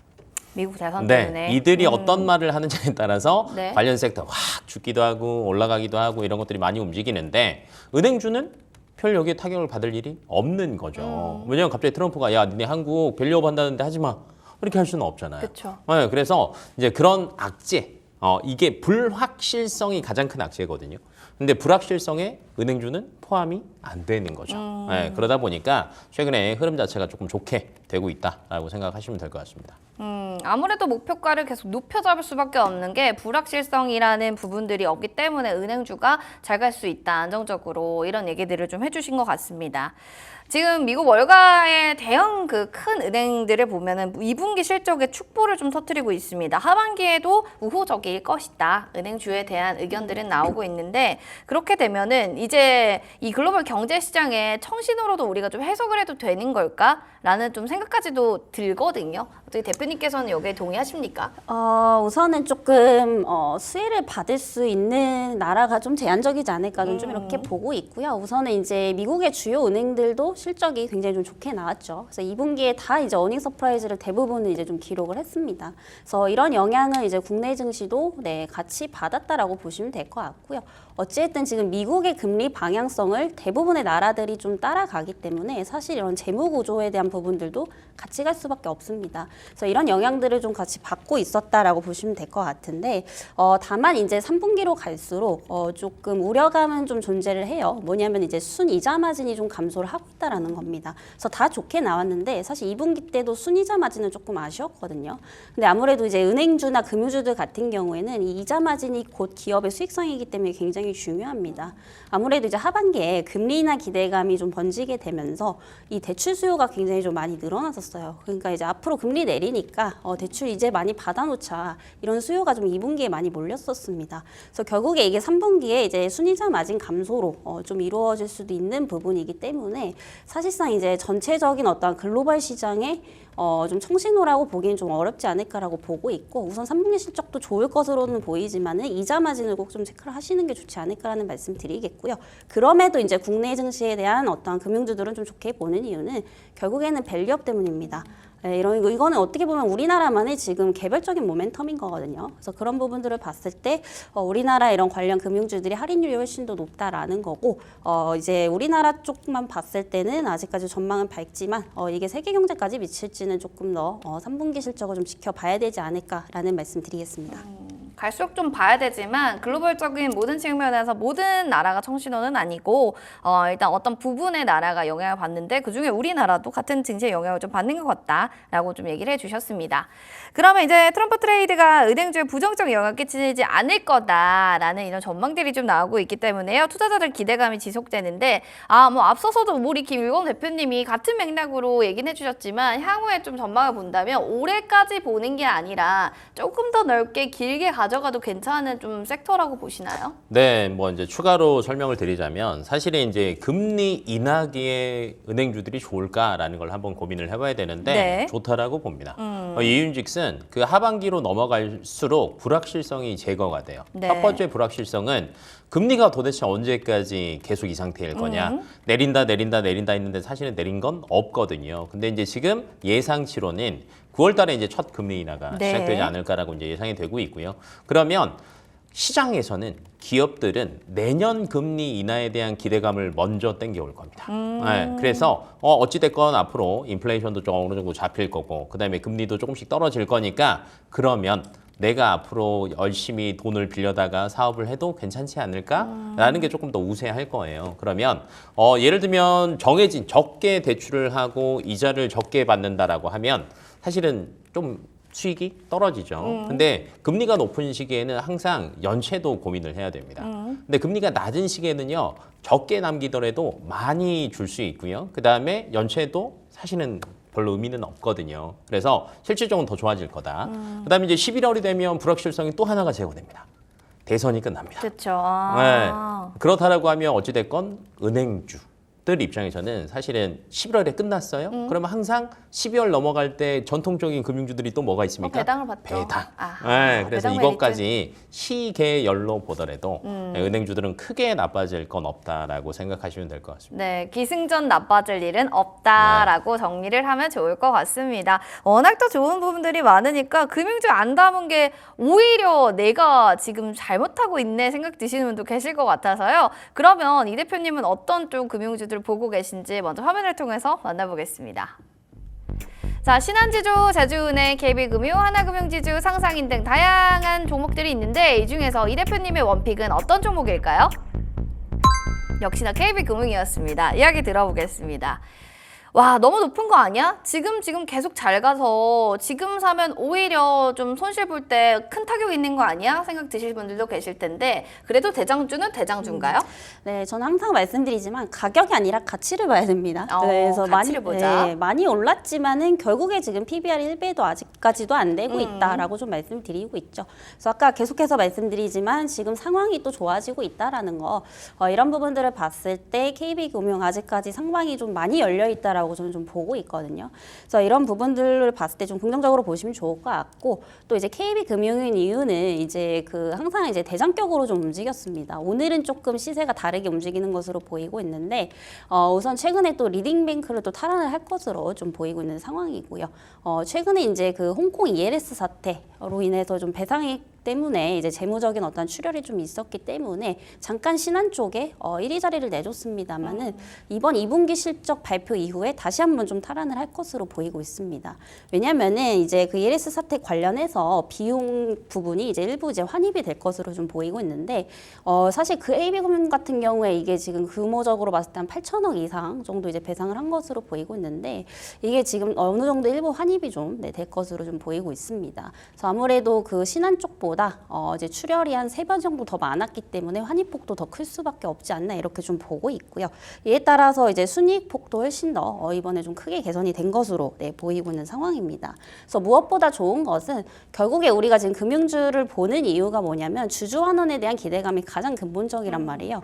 그럼 결국 이제 주주환원율이 가장 높은 기업을 보시는 게 당연히 좀 좋겠죠. 근데 최근에 이제 매출액 규모나 이런 지배순위 구조에 대한 부분들을 보면은 사실 주주환원율이 KB금융이 가장 좀 높을 수밖에 없다라고 좀 보여지고 있습니다. 그래서 실질적으로 지금 이제 환원율이 또 40%가 좀 넘어갈 가능성이 상당히 큰 종목이기 때문에 계속해서 좀 대장주를 보자라는 관점에서 KB금융을 보시면 좋을 것 같고요. 오늘은 조금 시세들이 많이 다르게 나오고 있지만 결국에 이제 방향성 자체는 여전히 KB금융이 좀 대장일 가능성이 높다. 이렇게 좀 참고를 해보시면 좋을 것 같습니다. 아무래도 지금 은행주 안에서 KB금융이 탑 오브 탑이다. 일단은 가격이 아닌 가치를 보면 지금도 약간은 저렴한 편이다라고 좀 생각이 드시는 것 같아요. 보시면서 내가 은행주 하나 담아봐야겠다 하시는 분들은 이 부분도 한번 관심 있게 살펴보시면 좋을 것 같습니다. 그럼 이어서 두 번째 이슈 화면을 통해서 어떤 내용 저희가 또 다룰지 만나보도록 하겠습니다. 자, 휴가철 환불 비상 걸렸습니다. TMF 쇼크의 향방은 앞으로 좀 어떻게 될지 여기에 대한 이야기 나눠보도록 하겠습니다. 티몬과 또 위메프 정산 지연 사태와 관련해서 피해 추정치를 놓고는 여행업계에 정말 여러 가지 혼란이 있습니다. 지금 TMF 쇼크가 어떤 좀 흐름을 걷길래 이런 얘기들이 나오는 건지 길 대표님께서 자세하게 좀 내막을 알려주세요. 이제 기본은 이거예요. 원래 이제 티맵이랑 이런데 위메프가 사실은 다이렉트로 여행사를 하지는 않잖아요. 그쵸. 그럼 이제 네. 여기는 이제 최저가 저희가 이제 어디 싸게, 검색하면 싸게. 최저가 비교하는 데라고 생각하시면 되는데 이제 기존에는 어떻게 되냐면 위메프랑 티몬에서 이제 프로모션을 합니다. 뭐 여행 이렇게 할 건데 여기서 하면 더 싸라고 해서 이제 들어올 거 아니에요. 그러면 대금을 바로 하는 게 아니라 한 달 뒤에 줍니다. 네. 근데 이제 지금 사태는 뭐냐면 지금 원래 한 달 뒤에 주는데 무기한 연기. 왜 이게- 그렇게 된 거죠, 갑자기? 그냥 돈이 없으니까 그렇죠, 뭐. 네, 그래서 이제 조금 문제가 될 것으로 예상이 되고 있고 네. 이렇게 된다라고 하면 돈을 못 받으니까 여행사 입장에서는 비행기 편을 취소할 수밖에 없는 거고 그럼 여행한 사람 그 예약한 사람 입장에서는 또 난리가 나는 거고 그러니까 이게 조금 악순환이 이제 되풀이 될 거다라고 생각하시면 될 것 같고 금액적으로도 보니까 지금 미수금이 적지 않습니다.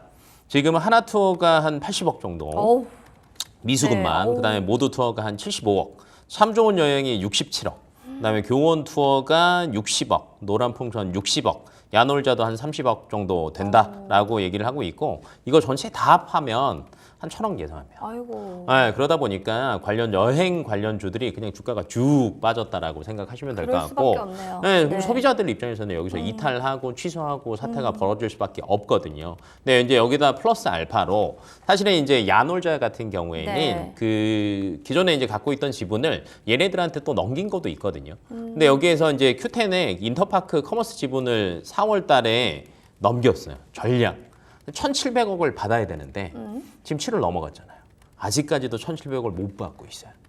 그러니까 이제 현금 유동성 자체가 얘네들이 굉장히 어렵기 때문에 이 사태가 조금씩 많이 번지고 있다라고 생각을 하시면 될 것 같고 그럼 이게 언제 살아날 거냐라는 건데 결론은 이걸 누가 줘야 되거든요. 그쵸. 여행사 입장에서는 얘네들한테 받던 누가 보정을 해주든 뭔가를 해야 되는데 아직까지 정확하게 이렇게 보상하겠다라는 얘기는 나오지는 않았어요. 그래서 이게 언제 일단락 될 거냐라는 아직 불확실성이 있기 때문에 여행주들 입장에서는 아마 지금 이런 얘기들도 나옵니다. 연최 저점을 찍는 순간이 지금일 거다. 라는 수밖에 얘기들까지 네. 나오고 있고요. 반대로 요즘에 이제 휴가 시즌이다 보니까 맞아요. 그래도 여행사들 괜찮지 않아라고 생각하실 수도 있어요. 많이 놀러 가니까. 맞아요. 근데 하나 투어가 지금 미수금이 80억 정도잖아요. 근데 그쵸. 분기별로 한 200억 정도가 영업이익이 나거든요. 네, 근데 여기에서 80억을 까보세요. 네. 근데 이게 한 분기가 아니라 매 분기별로 예를 들면 2분기, 3분기 못 받는다고 쳐보세요. 성수기 포함된 시기잖아요. 그럼 주가는 쭉 빠질 수밖에 없습니다. 그래서 너무 저점 매수 생각하고 또 들어가시려고 하시는 분들도 저는 지금은 그런 시기는 아니다. 웬만하면 피할 수 있으면 조금 피해보자. 날은 말을 꼭 드리고 싶습니다. 피할 수 있다면 피하는 네. 게 산책이다라고 지금 여행 섹터에 대한 얘기를 좀 얘기해 주시는데 여행 섹터 내에서의 좀 장마가 겁나 많이 온 거죠. 지금 보니까 야놀자 지분을 넘기면서 인터파크 커머스 지분까지 1,700만 원 정도를 좀 받아야 되는 그것도 억억 원으로 제가 드릴 수 있습니다. 네. 네. 1,700억 원 정도의 지금 그런 부분들 미수금도 못 받고 있고, 그러니까 1,000억 원 정도 미수금이 지금 전체적으로 못 받는 상황이다 보니까 여행 섹터가 지금 하락기를 걷고 있는 건데 문제는 그겁니다. 이렇게 됐을 때는 실적 우려가 현실로 되는 거는 진짜 기정사실화 같은데 이슬이 대표님, 네. 이런 들고 계신 분들 입장에서는 물타기를 계속해서 평단가를 낮추는 게 베스트인 건지 아니면 지금이라도 탈출을 하는 게 맞는 건지 이 부분에 대해서도 고민 많으실 것 같거든요. 일단 전략에 따라서 조금 다르실 것 같아요. 네. 만약에 이거 빨리 뭐 돈을 내가 빼서 회수를 해야 된다라고 하시면은 앞에서 뭐 길 대표님이 얘기해 주신 것처럼 우선 B는 좀 피하고 봐야겠죠. 근데 만약에 이제 내가 좀 어느 정도 장기적으로 보고 있다라고 한다면 오히려 저는 조금 저가 매수의 기회도 될 수 있지 않을까라고 보고 있거든요. 물론 이제 그 실적에 대한 부분은 타격이 있을 수밖에 없습니다. 굉장히 좀 불가피하기 때문에 사실 뭐 3분기 실적은 네, 안 봐도 네, 좀 좋지 않을 것으로 많이 보고 있기 때문에 이런 부분들이 좀 우려감으로 많이 좀 작용을 할 수 있겠다라고 보고 있지만 그럼에도 불구하고 사실상 여행 수요는 지금 또 늘어나고 있는 상황이거든요. 그래서 어떠한 그런 산업의 전체를 흔들 만한 그런 요소는 좀 아니지 않나라고 보고 있습니다. 왜냐하면 당장에 이제 그 대금 정산 못 받는 거는 엄청나게 큰 타격이죠. 당연히 뭐 이런 소비자들 역시도 심리적으로 이제 이용을 안 하겠다 뭐 이런 이제 말들도 좀 나오고 있는 만큼 좋지는 않은 상황이지만 결국에 여행 수요는 계속해서 좀 늘어나고 있다라고 좀 보시면 될 것 같습니다. 그리고 지금 중요한 게 뭐냐면 앞으로 이제 여행사들 입장에서도 뭐 그 이제 티몬이라든지 위메프는 좀 이용을 안 할 거란 말이죠. 그럼 또 다른 대안처가 있다라는 겁니다. 그래서 뭐 이제 오픈마켓이라고 하면은 뭐 네이버도 있고요.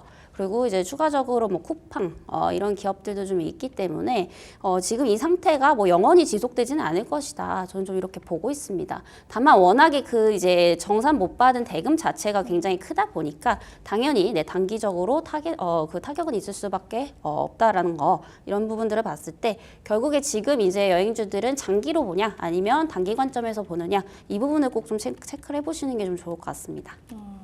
단기로 들어가셨던지 장기로 들어가셨는지 여기에 대한 투자 전략에 따라서 어떻게 할지가 좀 정해질 것 같네요. 산업 전체를 근데 흔들 만한 이슈만큼은 아니다라고는 정의를 좀 할 수 있을 것 같습니다. 여행주 중 급락의 전자결제 관련주 피해는 근데 최소화는 될 거다라는 얘기들이 있는데 여행주를 우리가 할 때 핸드폰으로 결제 많이 하잖아요. 네. 근데 여기에 대해서 이 결제 관련주들은 피해가 최소화다? 이거에 대해서는 왜 우리가 좀 이렇게 해석해야 될까요? 이제 피지사라고 이제 저희가 결제 대행 서비스를 하는 피지사라고 얘기를 많이 하는데 그 피지사가요. 미리 또 이 얘기가 사실은 지금 당장 나온 건 아니고요. 앞에서 이제 제가 그 얘기 했잖아요. 매각 대금도 아직도 못 받았다. 그러니까요. 그래서 이제 자금 얘기는 사실은 계속 나왔어요. 그러다 보니까 미리 막았습니다. 결제 대행 현명하네요, 피지사에서는 미리 막아버렸거든요. 그래서 지금 이제 피해 수순으로 본다라고 하면 저는 가장 큰 피해는 야놀자. 미수금도 있죠. 그다음에 매각 대금도 못 받았죠. 그다음에 이제 나머지 여행사들. 근데 이제 대형사들은 사실은 딴 데서 또 어느 정도는 보정할 수 있어요. 근데 좀 작은 중소형 여행사들은 너무 힘들거든요. 이런 애들. 그다음에 이제 마지막으로 피해를 안 받지는 않았지만 피지사들 입장에서도 어찌 됐건 조금 빨리 막아서 피해는 최소화시켰다라고 생각을 하시면 될 것 같고, 그러면 이제 여행주들에서 그러면 피지사는 괜찮은 거예요? 네. 피지사는 의외로 타격이 없는 게 아니라 그냥 사실은 성수기 시즌이라서 예를 들면 이겁니다. 휴가는 제가 마음대로 바꿀 수는 없잖아요. 네. 이런 사태가 터졌어요. 그럼 소비자 입장에서는 여기껏 취소하고요. 나중에 받더라도 딴 데를 통해서 다시 예약합니다. 그러면 이제 성수기 시즌에서 전체 실적의 훼손은 사실은 별로 없을 거다. 그러니까 그걸 누가 받을 거냐는 건데 피지사 나쁘지 않다라고 보고 있고, 네네. 그다음에 이제 비교 사이트가 사실은 많잖아요. 그렇죠. 그럼 위메프 티몬 없고, 그다음에 지금 이미 제가 이거 막 하는 동안에도 좀 찾아보셨어요? 검색해봤어요. 네네. 그러니까 이미 다 사라졌습니다. 티몬이랑 위메프는 이미 다 사라지고, 빠르네요. 다른 사이트들이 사실은 더 부각이 되고 있어요. 반대로 이런 업체들 같은 경우는 되려 이 성수기에 수혜를 받을 볼 수 수도 있는 거죠. 있다라는 관점으로 좀 이렇게 한번 둘러보시면은 좀 금방 찾으실 수 있을 거예요. 알겠습니다. 네. 지금 또 아무래도 휴가철이기 때문에 여러분들이 이 부분에 궁금증이 많으실 것 같아요. 피치사는 좀 그래서 최소화가 될 수 있었던 것, 미리 이런 피해를 좀 막을 수 있었다라는 점에서 얘기를 해주신 것 같습니다. 자, 그러면 TBF 쇼크 직격타는 여행주인데 지금 전자결제 관련주 지금은 매수 적기인가? 뭐 이런 얘기들을 한번 나눠보고 싶어요. 이 대표님. 네. 그럼 반대로 이런 관련주들은 지금이 적기인가요? 일단은 뭐 단기적으로 한번은 좀 건드려 볼 수 있지 않을까. 네, 이렇게 좀 보고 있는 상황이고요. 다만 저는 이제 그 전자결제 굳이 관련주들보다도 사실 좀 이렇게 말씀드리고 싶습니다. 결국에 지금 그 티몬하고 위메프하고 지금 이렇게 가라앉게 된다라고 하면은 어디가 지금 수혜를 볼 것인가. 거기에서 좀 수혜주를 찾으셨으면 좋겠어요. 일단은 거기가 이제 좀 직접적인 관련주다 보니까 아까도 제가 잠깐 언급을 드렸는데 결국에 네이버 그리고 쿠팡이라고 저는 좀 보고 있습니다. 그래서 이제 두 기업을 좀 보시면 좋을 것 같은데 국내에서는 네이버죠. 일단 쿠팡 같은 경우에도 사실 그 오픈마켓을 운영을 하고 있지만 그 비중이 그렇게 높지 않습니다. 대부분 이제 직매입을 통해서 이제 운영을 하기 때문에 여기에서 가장 큰 이제 수혜를 볼 수 있는 게 오히려 좀 네이버 쪽이다라고 보고 있고요. 실질적으로 지금 이제 오픈마켓 시장에서 보면은 쿠팡하고 네이버하고 점유율을 각각 뭐 24%씩 좀 차지를 하고 있습니다. 그래서 결국에 이제 위메프 티몬에 이제 입점을 해 있었던 이런 여행사들이라든지 숙박 업체들이 나오게 된다라고 하면은 이제 갈 데가 지금 네이버 그리고 쿠팡밖에 없다라는 거죠. 그래서 오히려 이제 온전히 좀 수혜를 볼 수 있지 않을까라고 좀 보고 있고요. 다만 이제 네이버 같은 경우에 최근에 좀 노이즈가 많습니다. 뭐 라인 야후 사태도 좀 있는 상황이고 또 그리고 최근에 이제 자회사를 또 분리를 했죠. 네이버 웹툰이 미국에 지금 상장을 했는데 이게 지금 실적이 좋은 부분을 지금 떼어냈다 보니까 사실상 이게 모기업에 대한 어떠한 지분 가치가 좀 희석이 되고 있다라고 좀 보시면 될 것 같습니다. 그래서 이런 부분들은 사실 좀 리스크적인 좀 부분이기 때문에 네이버를 좀 보실 때 조금 너무 중장기적으로 좀 보시기보다는 우선은 이제 그 좀 트레이딩 관점에서 좀 접근을 해보시면 좋겠다라는 말씀 좀 드리도록 하겠습니다. 오히려 일단 네이버 쿠팡을 볼 때다라고 하면서 얘기해 주셨고 일단은 단기적인 트레이딩 전략으로 접근하는 게 가장 베스트가 될 거다라는 이야기까지 전해주셨습니다. 자, 그럼 오늘 마감 전에 담아볼 또 종목은 관련주에 뭐가 있는지 길건우 대표님의 원픽 종목 먼저 화면을 통해서 만나보겠습니다. 자, 노랑풍선 하나투어, 레드캡 투어, 그리고 KG 모빌리언스 등 다양한 종목이 있는데요. 이 중에서 원픽은 뭐가 될까요? 네, 역시 네이버를 살펴보고 계시네요. 길건우 대표님 얘기 들어볼게요. 두 분 모두 통했습니다. 네이버로 지금 진짜 대동단결이 된 건데 길건우 대표님, 이 대표님과는 좀 같은 의견이시겠지만 네이버를 좀 좋게 보시는 포인트 어느 쪽일까요? 대안이 없습니다. 네, 대안이 없다라는 게 이제 가장 네. 크다라고 보시면 될 것 같고, 근데 최근에 이제 사실은 저는 이제 네이버 같은 경우에는 이로 인해서 네이버가 큰 수혜를 볼 거냐로 따져본다라고 하면 사실은 매출적인 측면에서 보면 그렇게 크지는 않을 거예요. 그러니까 퍼센트로 따지면 그 티몬 위메프가 기존에 네네. 한 3% 정도 점유율 차지하고 있었거든요. 이 중에 한 절반 정도만 네이버가 가져온다라고 생각을 하는데 네. 그래봤자 그렇게 크지 않아요. 그러니까 예를 들면 한 1%, 2% 매출 갑자기 상승해서 야 네이버 주가 미친 듯이 간다 이건 아닙니다. 그러면 왜 네이버냐? 그나마 이제 이것도 트리거가 되고 최근에 골드만삭스가 사랑한 네이버라고 생각하시면 될 것 같은데 최근에 이제 크게 흐름이 두 가지가 있다라고 보면 돼요. 왜냐하면 네이버가 사실은 항상 소외가 조금 됐어요. 왜 소외가 됐냐면 생성형 AI에서 그렇다 할 뭔가를 보여준 게 없습니다.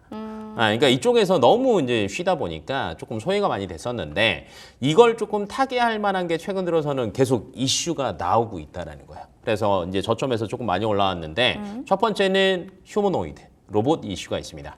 과거에 어찌됐건 제품을 가지고 골드만이 휴머노이드가 잘 된다라고 하면 한국에서는 네이버를 봐라라고 했을 정도로 괜찮았고 이번에 그 웹 기반 로봇용 OS도 개발을 했어요. 세계 최초로. 그러다 보니까 이쪽에서는 그래도 어찌됐건 소프트웨어 쪽이랑 이쪽으로 잘 갈 수 있지 않을까라고 예상이 되고 있고 아마 이런 계속 얘기가 나오고 있다 보니까 지금 네이버 입장에서는 하반기 때 휴머노이드 관련해서 뭔가를 저는 조금 기대해 볼 수 있지 않을까라고 예상이 돼요. 그래서 최근에 수급을 보셔도 기관이랑 외국인이 의외로 사 모읍니다. 그러면 네. 이제 그런 트리거만 딱 나오면 이제 주가는 딱 올라가겠죠. 그다음에 이제 두 번째로는 최근에 이제 또 얘기가 나온 게 그 네이버 웹툰 얘기를 네이버 웹툰 또 너무 많이 빼놓을 수는 보죠. 없습니다. 네. 네, 그래서 골드만삭스가 또 찍었습니다. 근데 이제 그 네이버 웹툰 주관사가 사실은 이제 골드만삭스였어요. 네네. 뭐 이제 그것도 있겠지만 사실은 이제 웹툰 시장에 대한 성장성이 어찌됐건 더 있다라는 거죠. 그래서 여기까지 플러스 알파를 본다라고 하면 주가 최근에 많이 빠졌다가 조금 회복하고 있는 시점이고 지금 이제 이 구간만 조금 넘으면 저는 탄력성은 분명히 붙을 거라고 보거든요. 네네네. 예, 그리고 뭐 소소하지만 티몬이랑 위메프에서 넘어오는 그 이탈자들도 있을 거고 그다음에 아마 여행 수요가 조금 더 튼튼하고 돈 많은 대로 더 쏠릴 수도 있어요. 의외로 1.5%가 아니라 점유율을 이번 시기 때 더 끌어올릴 수도 있다라는 관점으로 또 해석을 하셔도 될 것 같아서 네. 그나마 한번 꼽아보자라고 하면 네이버 보시면 좋을 것 같습니다. 네, 앞에 좀 그나마가 붙을 정도니까 지금 그 안에서도 그나마 좋은 부분들을 본 게 네이버였던 것 같아요. 그렇다고 해서 엄청 큰 수혜를 보냐? 그거는 아니지만 그래도 어느 정도 부분들을 보게 된다면 골드만삭스가 사랑했다라는 게 큰 매력 포인트로 좀 작용됐던 것 같습니다. 자, 이렇게 해서 좀 마디쇼 정리하겠고요. 두 분과 또 다음 이 시간에 자세한 이야기로 또 나눠보도록 하겠습니다. 두 분 오늘 나와주셔서 너무 감사드립니다. 네. 고맙습니다. 소문난 주식 맛집 주슐랭 오늘 준비한 소식은 여기까지 되겠습니다. 뭔가 한 주가 더웠다가 비도 왔다가 시장은 내렸다가 이젠 또 오르는 움직임입니다. 상당 변동성이 있는 시장 속에서 저희가 여러분들께 투자 아이디어 제공해 드릴 수 있도록 큰 힘이 되겠습니다. 본 프로그램 투자 판단에 대한 도움 말씀 전해드립니다. 해당 가치 상승 하락을 보장하지 않는다는 점 기억해 주세요. 시청해 주신 여러분 고맙습니다.